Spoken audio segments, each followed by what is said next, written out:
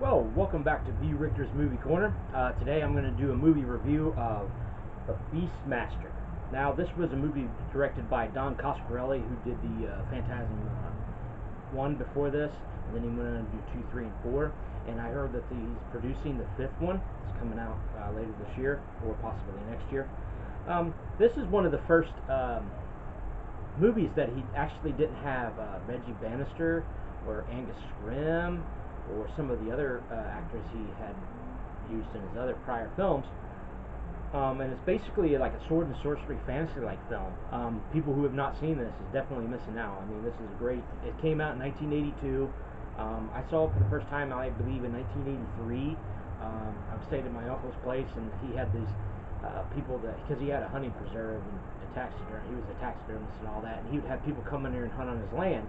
And this one person would come to hunt, and he would bring like these film reels of like films, like Crawl and Beastmaster and a lot of other ones, like a 16 millimeter film, and he'd have the projector and he'd put it on a white screen and we'd watch them, and that's how I got to see that.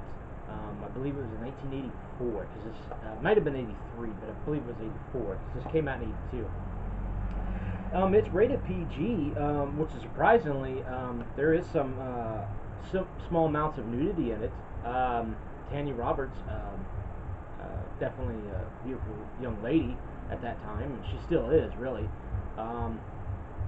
She plays like a slave girl, and who gets Dar, played by Mark Singer, tries to help her out, and he has a thing for her. Now, the character Dar, played by Mark Singer, he has the ability to communicate with animals.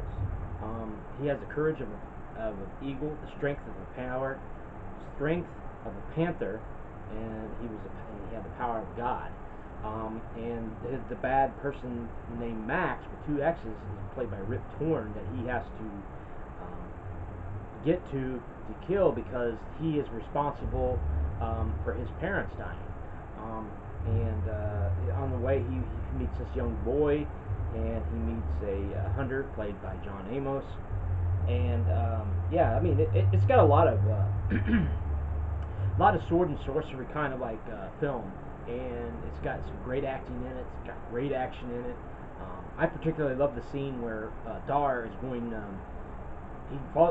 Comes into this one little section of on his journey, and he has these men that, like, they're gigantic bats or whatever, and they look kind of like the Swamp Thing a little bit, but they have these wings, and they'll wrap around these people and they'll kill them, and their skeleton parts will fall out from underneath them. I like that scene. That was pretty cool. He's also got these 2 little ferrets. Mongo and Pongo or something like that. Their names. I haven't seen it in a while, but yeah, they were cute to have that in the movie. But yeah, I mean, it does have some blood in it, some great gore effects, and back in 1982, I mean, PG rated films were, I mean, there was a lot of movies that came out PG rated that for today's standards, would be like PG-13 possibly, or even an R. Like I said in my other review of Friday 13th, I believe Friday 13th could have been rated PG-13 if they had the rating back then. Just because it didn't have a lot of blood in it. I mean, yeah, it does have a nudity, but I mean, Swamp Thing had a nude scene. This movie had some couple nude scenes. I mean, so, I mean, the MPAA definitely changed their ways of giving a rating to a movie and stuff like that. Now, this particular DVD has a lot of commentary by the director and the producer, theatrical trailer, and it does have, like, I've showed this before, but it does have like not a postcard, but like an artwork of the original artwork, and it's got like the scene selection. It's got a little book talks about the film. Now this movie would definitely be something that I would upgrade to Blu-ray if it ever came out. I mean, I like to see 2 and 3 eventually come to DVD or even Blu-ray. I've never even got to see the 3rd one yet, but the 2nd one was pretty good too, and that was released in the theater. The 3rd one was not. Yeah, I mean, if you enjoy sword and sorcery movies, I would definitely check this out. I mean, it's got some, like I said before, great acting, great action.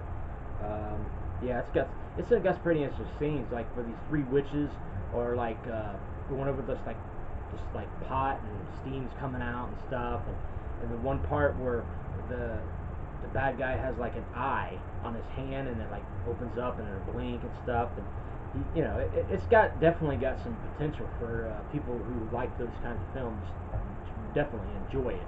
I mean, I enjoy it still today. I haven't watched it in a while, but I mean, for being what it was and being that in the 80s, it's definitely worth a check out. It's definitely worth a buy. You know, I mean, there's not much more I can say about it, but I mean, the Black Panther, I believe it's kind of rare today's standards. I don't think you see many Black Panthers anymore, but the eagle is definitely an interesting work. He can use the eagle to see for his eyes, and the panther for his strength, and he's got these two little ferrets that help him on his journey, and like then there's this one character that's like a black mask, and he's like kind of like a bondage thing, and he's running around through it trying to kill the ferrets, and ferrets are going through the pipes and stuff. And yeah, I mean, it's really good movie. Rip Torn definitely definitely did a good portrayal as the bad guy in this movie. And John Amos definitely played a great sidekick for Dar. And Tanya Roberts, I mean, she's still beautiful, like, you know, a beautiful woman. Yeah, she went on a lot of the softcore porn films throughout the late 90s, early 90s. Yeah, so in closing, I mean, Beastmaster is definitely going to get a 8.8 out of 10 on my rating for this. Some people may say that be giving it too much, but you know, I mean, I enjoyed it. I liked it as a kid. I haven't watched this in a couple years, but when I mean, you know, I'm 40, and you know, there's probably other people that are on their 45 or 50 probably still like this movie because they pretty much was raised in the 80s as well. But yeah, so that's the Beastmaster. So yeah, this is going to be my second season, episode 7, I believe, of my movie reviews.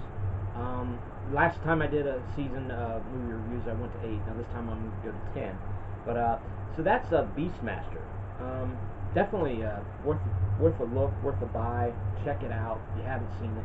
And I appreciate everybody that does leave comments and does subscribe to my channel. I mean, right now, as I'm currently doing this video, I have 135 subscribers. Amazing.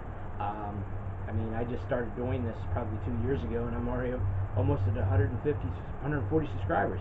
Well, I appreciate you, and give it a thumbs up if you like this video, and I'll check you out on the next one.